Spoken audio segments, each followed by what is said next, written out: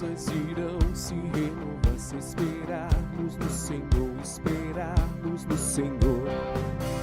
Nossas forças irão se renovar se esperarmos no Senhor, esperarmos no Senhor. Ó Deus, Tu és a força que traz a esperança, pois só Tu és o eterno Deus, Tu és o eterno Deus, que nunca irá deixar seus filhos. Tu és o nosso defensor, o Deus consolador, nos ergue quando estamos fracos. Nossas forças irão se renovar se esperarmos no Senhor, esperarmos no Senhor. Nossas forças irão se renovar se esperarmos no Senhor, esperarmos no Senhor. Ó Deus, Tu és a força que traz a esperança, pois só Tu és o eterno Deus, Tu és o eterno Deus, que nunca irá deixar seus filhos. Tu és o nosso defensor, o Deus consolador, nos ergue quando estamos fracos.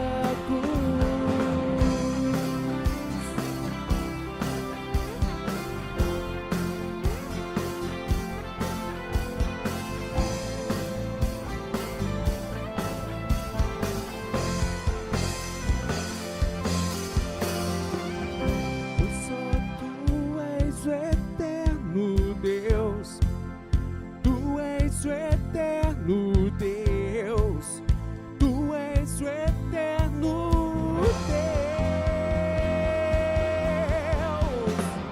Pois só Tu és o eterno Deus, Tu és o eterno Deus, que nunca irá deixar seus filhos.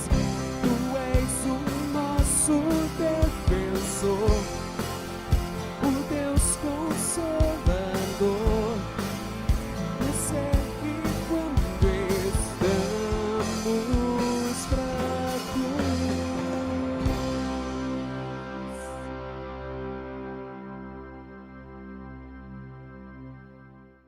Vamos dando sequência na nossa série Emoções, lidando com sentimentos à luz do Evangelho. E hoje eu quero falar sobre um sentimento que, assim como tantos outros que a gente vem falando, todo mundo já experimentou. O sentimento de hoje é o sentimento de vergonha. Desde aquela vergonha, resultado daquela apreensão do primeiro dia de aula, no primeiro dia em um trabalho novo, aquela sensação de que ninguém te conhece, não sabe se vão te aceitar. A vergonha, para alguns, pode ter a ver com ter que falar em público, e aí é provável que você se lembre da sua época de escola, que sempre tinha um aluno que era mais desinibido e ele era meio que disputado pelos grupos para apresentar um trabalho. Normalmente ele nem era um bom aluno, mas ele tinha uma desenvoltura e normalmente os bons alunos tiravam até menos pontos porque não conseguiam apresentar por conta desse sentimento de vergonha. Existem vários níveis de vergonha, desde essas mais básicas que eu estou te citando, que a grande maioria de nós acaba experimentando em algum momento da vida, a menos que você seja totalmente desinibido. Alguns enfrentam menos, outros enfrentam mais. Alguns conseguem disfarçar um pouco melhor essa vergonha que sentem, mas há outros níveis de vergonha, isso vai aumentando, como, por exemplo, pode ser que você já tenha experimentado isso quando alguém dá tchau para a pessoa que está atrás de você na rua. Não sei se você já passou por isso, mas a gente quer parecer educado, a gente não se lembra quem é, e mesmo assim a gente responde a cena quando a gente percebe que a pessoa não estava falando com a gente, estava falando com uma outra pessoa. Esse é um tipo de vergonha. Não sei se você já experimentou isso, mas tem uma outra também, que é quando você vê alguém andando na rua, a pessoa passa por você, você toca no ombro dessa pessoa pensando que é um amigo teu e de repente essa pessoa se vira e ela não é quem você pensava. Que vergonha terrível. E aí a gente fica meio sem graça tentando explicar que era parecido com alguém que a pessoa também não conhece, que para ela não vai fazer o menor sentido. E os níveis de vergonha vão aumentando. Tem gente que chega ao cúmulo da vergonha e quer ficar tirando foto com um pau de selfie, por exemplo. Esse já é um nível um pouco além do que a gente chama de vergonha. Outra coisa, você já caiu no meio da rua? Eu tenho experiência, uma vasta experiência nesse tipo de coisa. Eu já caí em shopping, já caí em aeroporto lotado e mais algumas outras.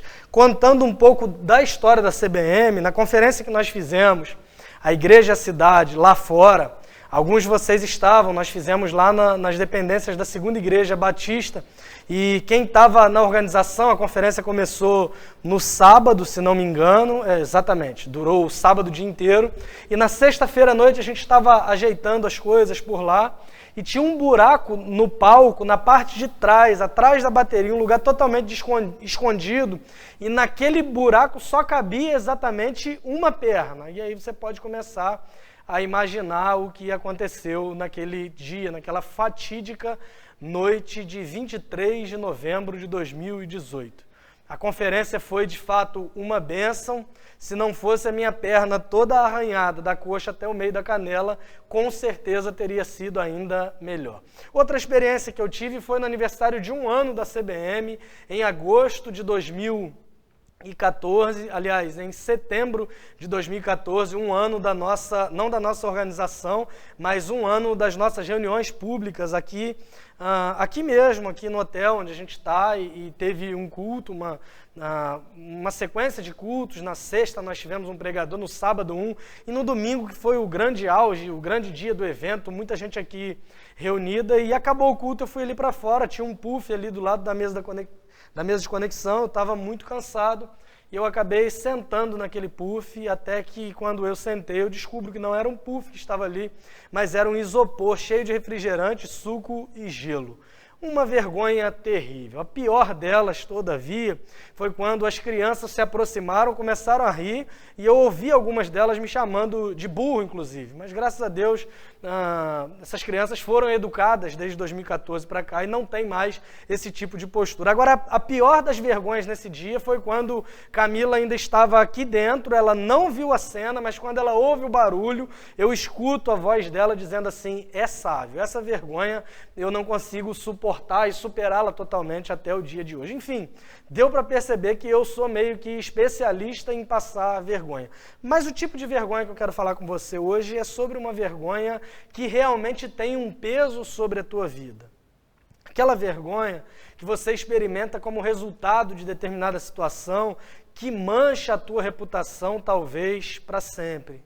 Aquele tipo de vergonha que quando você olha para a sua vida e olha para trás, se você pudesse riscar essa parte da sua existência, você com certeza faria. Aquele tipo de vergonha que é consequência de algo errado que você fez ou deixou de fazer e não tem como se orgulhar isso de modo algum.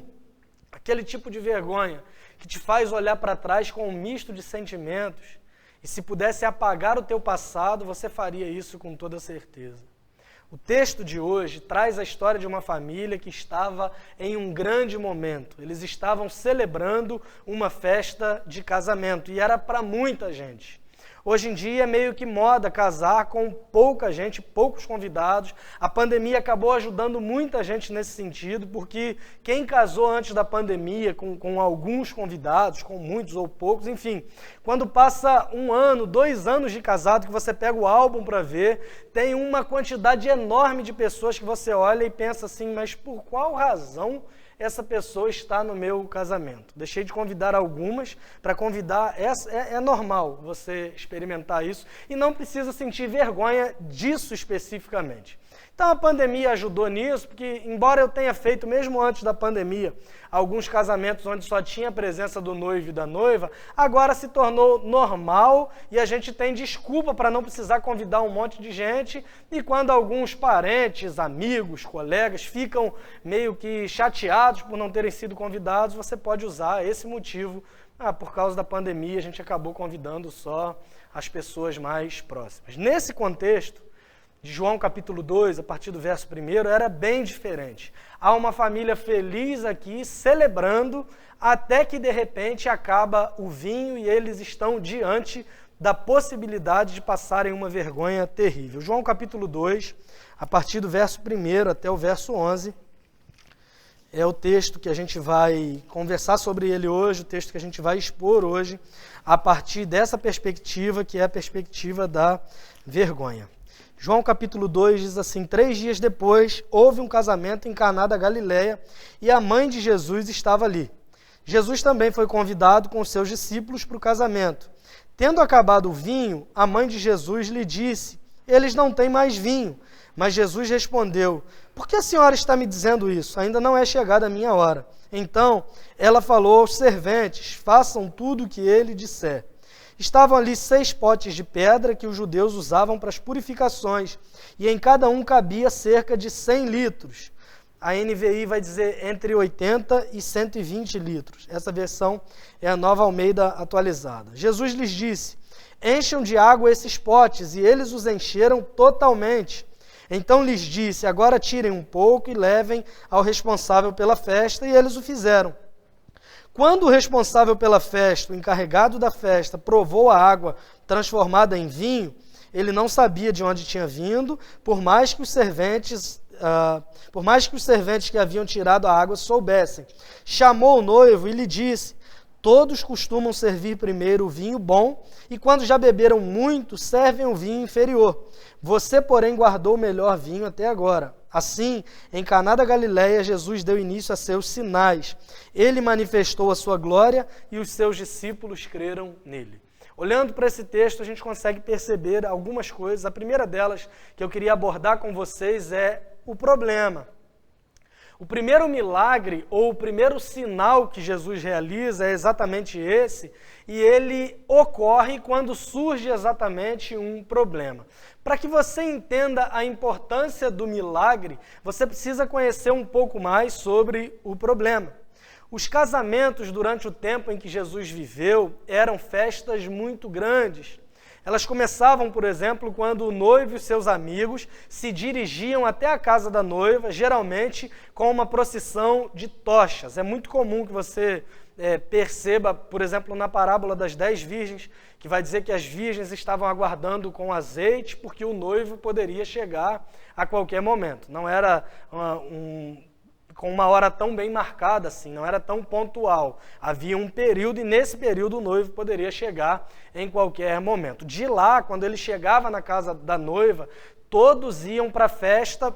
Normalmente acontecia, não havia salões de festa naquela época, pelo menos até onde a gente conhece, e os casamentos normalmente eram realizados na casa do noivo. Então ele saía com seus amigos, ia com uma procissão de tochas, devia ser um negócio interessante, chegava até a casa da noiva, de lá todos iam em direção à casa do noivo, onde a festa normalmente acontecia. E era muito comum que a celebração de um casamento durasse vários dias, ou mesmo uma semana, inclusive. Há relatos de casamento durando em torno de 10 dias. Aí você imagina, hoje em dia, o casamento em si, tem uns que duram 10 dias, naquela época a festa durava mais ou menos uma semana, entre 10 dias, por aí.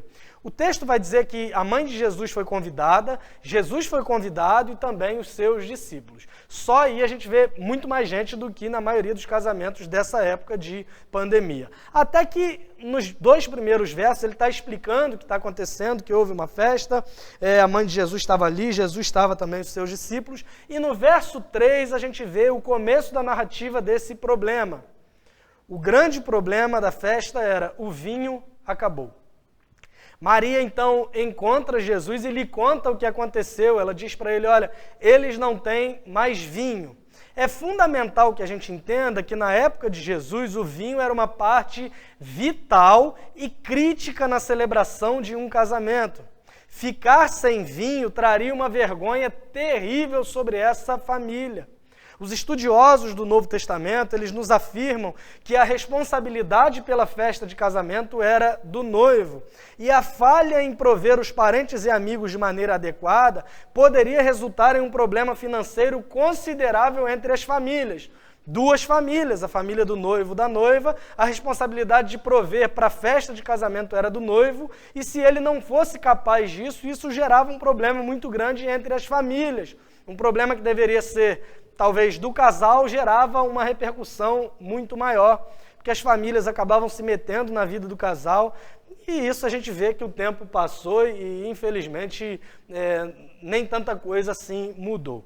Mas não era a mesma proporção que uma festa de hoje teria se acabasse o vinho, o salgadinho, torta salgada ou qualquer outra coisa. Naquela época, isso era uma vergonha terrível. Para você ter ideia, os presentes poderiam ser retirados. Você imagina que você convidou uma quantidade grande de pessoas, elas te deram presente, no meio da festa alguém diz assim, acabou o vinho, era natural que as pessoas recolhessem os presentes. Aliás, havia situações em que ocorria até mesmo um processo judicial por conta disso. As pessoas eram passíveis de serem processadas por conta da ausência de vinho ou de qualquer outra provisão em uma festa de casamento. Agora você imagina você convidar alguém para uma festa e aí falta o vinho e a pessoa leva os presentes de volta e ainda te processa. Então, o que eu quero que você entenda é que, olhando para esse contexto, esse não é um problema pequeno, esse é um problema de grandes proporções, e é por isso que Maria vai até Jesus e o diz o seguinte, olha, há um grande problema aqui, eles não têm mais vinho. E Jesus responde de um modo muito interessante, que deixa claro que a sua forma de agir não seria balizada pelas pressões da sua mãe ou de quem quer que seja. Ele diz para ela, o que tenho eu contigo ainda não é chegada a minha hora. Nesse texto que a gente leu nessa versão, ele está dizendo, por que a senhora está me dizendo isso? Ainda não é chegada a minha hora. Essa expressão, é chegada a hora, não é chegada a hora, é uma expressão que nós vemos por todo o livro de João. E quando Jesus fala sobre a sua hora, ser chegada a sua hora, ele está se referindo ao tempo da manifestação total da sua glória e de quem ele era. Se você pegar João capítulo 4, tem um diálogo de Jesus com a mulher samaritana e ele diz para ela, por exemplo, vem a hora e já chegou em que os verdadeiros adoradores adorarão o Pai em espírito e em verdade. Ele está falando ali sobre a manifestação da sua glória e a partir da sua manifestação, o que seria a sua morte e a sua ressurreição, a forma de adorar a Deus se daria de um outro modo. Mas voltando para a história, aquela família como um todo precisava de uma transformação. Um momento de alegria, de celebração, de repente havia se transformado em vergonha. E agora eles precisavam que a vergonha fosse transformada em alegria novamente. O vinho simbolizava nesse contexto exatamente a alegria. Se você quiser entender um pouco mais sobre isso, tem um salmo. O Salmo 104, no verso 15, vai dizer que o pão é que sustenta as forças, o azeite dá brilho ao rosto e o vinho é o que alegra o coração. Até hoje é comum que as pessoas fiquem alegres quando bebem vinho, o que nos prova, inclusive, que quando a Bíblia diz que Jesus transformou água em vinho, significa que ele transformou água em vinho, exatamente. O que trazia a alegria. O que fazia com que as pessoas ficassem felizes, alegres, radiantes, era exatamente o que estava faltando naquela festa. Mas a atitude de Maria também tem muito a nos dizer e a nos ensinar. Ela está diante de um problema e ela vai até Jesus. A grande maioria de nós, quando experimenta algum problema ou a vergonha por causa de algum problema ou de algum pecado, normalmente nós fazemos o caminho inverso do que Maria fez. Nós tentamos nos esconder, nós tentamos dar um jeito, olha, joga aqui suco aí nos potes de purificação, que a gente tenta dar um jeito. Maria não, ela vai até Jesus porque ela reconhece que ele é o único capaz de resolver de forma definitiva o problema da vergonha que todos nós experimentamos, que é exatamente essa vergonha como consequência dos nossos pecados. Uma vez que a gente entende qual é a proporção, a dimensão, o tamanho desse problema, a gente pode caminhar para o segundo ponto desse texto, que é exatamente o milagre. Entendemos o tamanho do problema e agora a gente vai refletir sobre como Jesus transforma a vergonha em alegria. Do nada, no meio dessa conversa, Maria se retira, dizendo para os serviçais o seguinte: façam tudo o que ele disser. É isso que está escrito no verso 5. Maria realmente confiava que Jesus resolveria aquela situação, aquele problema, aquela vergonha, mas isso exigiria obediência. Será que nós estamos dispostos a obedecer para que a nossa vergonha seja transformada em alegria? Apesar da vergonha da situação, os servos precisavam obedecer. O verso 6 vai nos dizer o seguinte: estavam ali 6 potes de pedra ou 6 talhas, dependendo da sua versão, que os judeus usavam para as purificações, e em cada uma cabiam cerca de 100 litros, ou entre 80 e 120 litros, de acordo com outras versões. Esses 6 potes de pedra eram usados para uma cerimônia de purificação, de acordo com a lei de Moisés e os costumes judaicos. Essa água era usada para lavar mãos e pés das pessoas antes das refeições. Isso nos indica também que aquela família era uma família religiosa.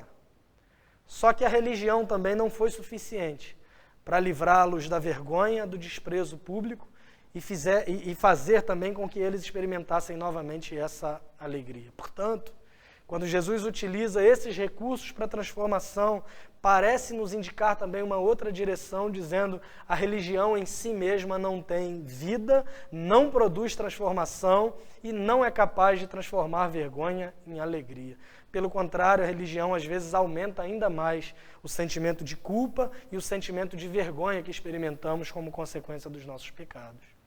Jesus então manda encher os potes com água e eles enchem até a borda.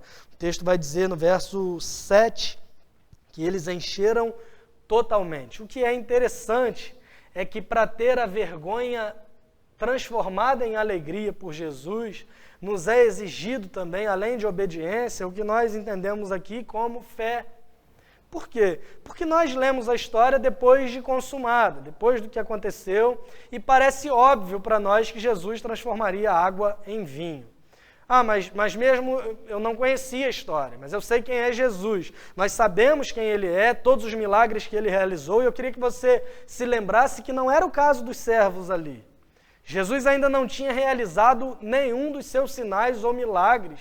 Para aquelas pessoas presentes, ele era simplesmente o filho de Maria. Ele era uma pessoa absolutamente normal. E, de repente, essa pessoa começa a dizer para os servos que eles enchessem aquelas talhas, aqueles potes de pedra de água, e eles fazem. Eles precisavam crer e confiar na palavra dele, e foi exatamente isso que eles fizeram. Em cada um desses potes cabia entre 80 e 120 litros, vezes 6, que era a quantidade de potes, daria um total entre 480 a 720 litros de vinho na festa. Usando essa medida de 100 litros, eles teriam então 600 litros de vinho na festa. Dá para entender que era bastante convidado. Após encherem as talhas, Jesus manda que eles levassem um pouco de vinho ao encarregado da festa, ou sommelier, ou um cerimonialista. E a resposta desse homem diante dessa transformação é bem interessante e reveladora. Nos versos 9 e 10 ele vai dizer o seguinte: quando o responsável pela festa, o encarregado, provou a água transformada em vinho, ele não sabia de onde tinha vindo, por mais que os serventes que haviam tirado a água soubessem. Esse homem então chamou o noivo e lhe disse: todos costumam servir primeiro o vinho bom, e quando já beberam muito, servem o vinho inferior. Você, porém, guardou o melhor vinho até agora. Eles costumavam servir o vinho bom, a pessoa ia ficando alegre, a pessoa ia ficando um pouco mais que alegre, um pouco mais que alegre, e aí eles serviam um vinho de qualidade inferior, porque já não fazia tanta diferença. o encarregado da festa vai dizer para o noivo: você, porém, guardou o melhor vinho até agora. Nós refletimos então sobre o problema, sobre o milagre, e aqui eu queria conversar um pouco com você sobre o significado. Se você é cristão, é provável que você já tenha se identificado com algumas coisas nessa história. Todos nós somos pecadores e sentimos vergonha como resultado de quem somos e dos nossos erros e pecados, de coisas que fizemos no passado. Mas confiamos que, apesar de tudo isso, Jesus pode transformar a nossa vergonha em alegria. O que a gente precisa fazer? Bom, em primeiro lugar, nós precisamos ir até Ele, como Maria fez. Em segundo lugar, nós precisamos obedecer, como Maria sugere aos servos e eles acabam fazendo. Em terceiro lugar, nós precisamos crer e confiar na palavra dele, exatamente como os servos fizeram. Mas eu queria inverter um pouco essa lógica, eu queria que você pensasse nessa história sob a perspectiva desse noivo no momento em que ele é chamado pelo encarregado da festa. O noivo não deve ter entendido absolutamente nada a princípio. Ele tinha muito vinho na festa e ele não tinha nada a ver com isso. Eu queria que você se lembrasse que a vergonha, sim, era um resultado do seu erro. Ou porque ele convidou gente demais, ou porque ele deu um passo maior do que as suas pernas, ou porque ele planejou de modo errado. Enfim, a sua vergonha era um resultado de um erro de planejamento seu. Só que nessa história nós conseguimos perceber de modo muito interessante a graça de Deus. Por causa dos seus erros, ele merecia a vergonha. Por causa dos seus erros, ele experimentaria a vergonha. Mas a sua vergonha agora é transformada em alegria, em muita alegria, e ele não fez absolutamente nada para merecer aquela alegria. Ele fez para merecer a vergonha. Mas Jesus dá a ele algo que ele, além de não merecer, talvez ele sequer conseguisse imaginar. Nessa história, há muito mais do que água sendo transformada em vinho. Nessa história há um sinal glorioso da graça de Deus. Esse milagre é mais do que apenas fornecer vinho para os convidados da festa e poupar o constrangimento social de alguém. Se você conhece o resto da história do Evangelho, se você crê em Jesus, esse relato faz o teu coração saltitar de alegria, porque você sabe que a água em vinho não é a única coisa que Jesus pode transformar e que a maior das vergonhas, como resultado do pecado, só pode ser transformada em alegria por uma pessoa, que é Jesus. A gente volta alguns séculos nessa história e a gente se lembra do Gênesis, quando há outra família, um outro casal envergonhado por conta do pecado, Adão e Eva, que nos representavam e nos continham. Eles desobedecem, eles não confiam e eles não vão a Deus, muito pelo contrário, se escondem deles. Tudo ao contrário do que vemos em João capítulo 2. Quando os servos obedecem, quando os servos confiam, quando Maria vai até Deus, a história de Gênesis capítulo 2 é totalmente o oposto. Desobedecem, não confiam na palavra de Deus e não vão até Ele. Deus havia dado uma ordem e eles desobedecem e automaticamente percebem que estão nus. Eles se envergonham, então, e tentam cobrir a sua nudez com folhas de figueira. Gênesis capítulo 2, verso 7. Aliás, Gênesis capítulo 3, verso 7. Logo depois de pecarem, então, os olhos de ambos se abriram e, percebendo que estavam nus, costuraram folhas de figueira e fizeram cintas para si. Eles tentam resolver o problema da vergonha por eles mesmos, pela sua própria capacidade, imaginação e inteligência. Deus vem até eles, diz as consequências desse pecado que nos atingem até hoje. E no verso 21 nós lemos o seguinte: o Senhor Deus fez roupas de pele com as quais vestiu Adão e sua mulher.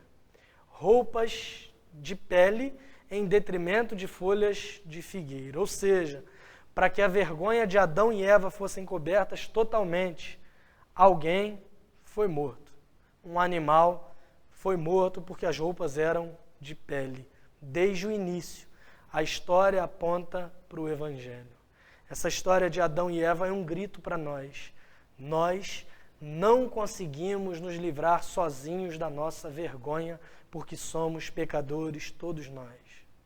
A boa notícia é que do mesmo modo que alguém morreu para que esse casal tivesse a sua vergonha encoberta, o Evangelho nos diz que Jesus assumiu os nossos erros, morrendo em uma cruz, uma morte vergonhosa, conforme vai dizer para nós o autor de Hebreus, no capítulo 12, versos 1 e 2, quando ele diz o seguinte, Hebreus capítulo 12, versos 1 e 2, portanto também nós, visto que temos a rodear-nos tão grande nuvem de testemunhas, livremo-nos de todo o peso e do pecado que tão firmemente se apega a nós e corramos com perseverança a carreira que nos está proposta, olhando firmemente para o autor e consumador da nossa fé, Jesus, o qual, em troca da alegria que lhe estava proposta, suportou a cruz sem se importar com a vergonha e agora está sentado à direita do trono de Deus. Ele não se importou com a vergonha da cruz. A vergonha da cruz lhe pareceu ínfima diante da alegria que lhe estava proposta, para que o nosso problema da vergonha fosse resolvido, para que os nossos pecados fossem perdoados. Jesus deu a própria vida para que a nossa vergonha seja transformada em alegria. Voltando para a história do casamento de João capítulo 2, a gente olha para o verso 11 e a gente percebe agora, depois de ver o problema, o milagre, o significado, agora a gente passa a olhar para o propósito. O verso 11 vai dizer assim: em Caná da Galileia, Jesus deu início a seus sinais. Ele manifestou a sua glória e os seus discípulos creram nele. O propósito desse sinal revelou a sua glória e os seus discípulos creram nele. Esse foi o primeiro sinal que ele faz. Sinal é uma palavra que diz que aquilo aponta para alguma coisa. Aquilo sinaliza alguma coisa, significa alguma coisa. E esse sinal aponta exatamente sobre a realidade de quem Jesus é. E quem Jesus é aquele que transforma a nossa vergonha em alegria e resolve o nosso problema de modo definitivo. Do mesmo modo que em Adão e Eva alguém pagou com a vida por conta do nosso pecado e da nossa vergonha, Jesus é também o nosso substituto. Nós merecíamos morrer, mas Ele deu a sua vida para que fôssemos aceitos por Deus. Ele ressuscita ao terceiro dia, provando que o sacrifício foi aceito e que nós não precisamos mais nos envergonhar, porque Deus não nos vê mais conforme os nossos próprios pecados. Deus não nos trata conforme nossos pecados, que podem nos trazer vergonha. Pelo contrário, diante de Deus, se nós cremos em Jesus, se confiamos nele, todos os nossos pecados estão perdoados. A boa notícia do Evangelho para nós e a grande promessa do Evangelho para nós, pensando nessa perspectiva de vergonha como consequência do pecado, é a seguinte: não precisamos nos achegar a Deus envergonhados. O escritor de Hebreus mesmo vai nos dizer que nós nos achegamos com ousadia, com plena confiança, por meio de um novo e vivo caminho que Jesus abriu para nós. É exatamente isso que nós celebramos hoje, quando nós falamos do Evangelho por meio das canções, quando nós ouvimos o Evangelho por meio da exposição das Escrituras, quando nós celebramos de modo prático a ordenança que Jesus nos deu da ceia do Senhor.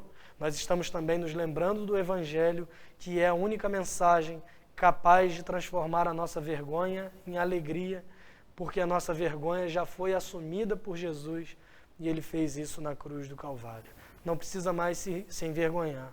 Não tem mais do que se envergonhar em relação ao seu passado, a alguma coisa que você fez, porque todas essas coisas foram colocadas sobre os ombros de Jesus, quando Ele padece, sofre por nós na cruz do Calvário. E hoje, ao invés de vergonha, nós experimentamos a alegria, que é resultado da fé no Evangelho, no que Cristo fez por nós. Que Deus te abençoe. Eu queria orar com você nesse momento. Deus, muito obrigado pela Tua palavra e por essa história que nos ilustra tão bem a Tua graça, nos ilustra tão bem a necessidade que temos de ir até o Senhor, de obedecer o Senhor, de crer e confiar no Senhor. Obrigado por essa palavra que nos mostra o quanto somente o Senhor é capaz de transformar a nossa vergonha em alegria. Nos ajuda, Deus, porque às vezes a gente olha para trás na nossa própria existência e percebe razões, motivos para nos envergonharmos de algo que fizemos, de algo que deixamos de fazer. E pode ser que alguns dos meus irmãos vivam, inclusive, paralisados por conta disso. A nossa oração nesse momento é que o Senhor os lembre do Evangelho dia após dia. Quando esses traumas, esses pecados, essas omissões vierem a assombrar cada um de nós no presente, que nós nos lembremos do Evangelho, que é a mensagem que nos mostra que Jesus assumiu, inclusive, as nossas vergonhas, para que nós vivamos com alegria diante de Deus. Muito obrigado porque isso foi realizado para nós na cruz do Calvário e muito obrigado porque o Senhor nos lembra dessa realidade hoje. Nós oramos a Ti com muita alegria, com muita gratidão e fazemos isso no nome daquele que transforma a nossa vergonha em alegria, Jesus Cristo de Nazaré. Amém e amém. Que Deus te abençoe em nome de Jesus.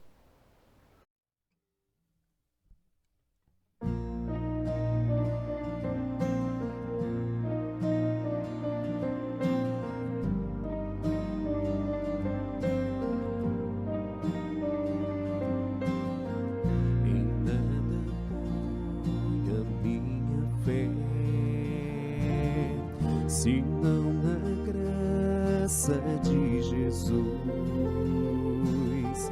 no sacrifício remidor, no sangue do bom Redentor.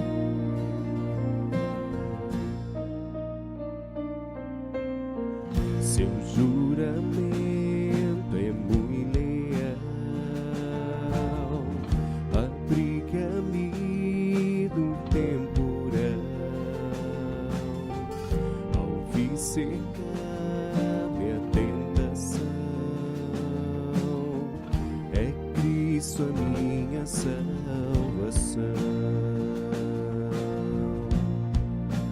Cristo é a rocha em que firme está a minha fé na aflição. É Senhor Salvador.